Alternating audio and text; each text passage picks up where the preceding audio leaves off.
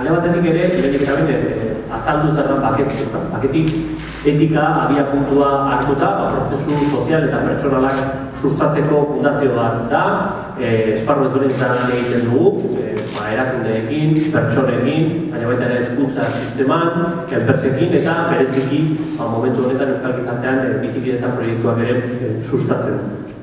2016 urtean, baketik aukera izan zuen Irlandan antzerki forma ezagutzeko. Bertan, jarrera ezagun duke eskoletan ekiditeko bai arrazismoa, baita ere jarrera bortitzak, indarkeria, hori dena prebenitzeko antzerki forma erabiltzen zuten.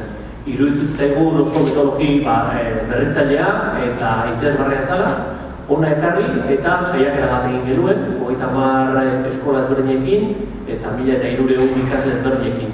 Oso arrakastazkoa izan zen eta zorionez harremartan jarri ginen administrazioarekin eta proiektua martxan jarri zen.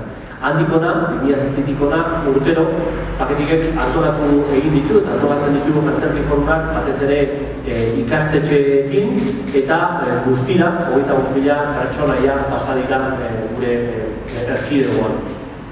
Gai ezberdinak jorratu ditugu, bai gurina, arrazakeria, bizikidetza, pertsonen arteko aniztasuna, beraz, aipatzen den moduan azkenean gizartean dauden arazo, katazka, errealitate ezberdinei aurre egiteko oso tresna baliogarria da.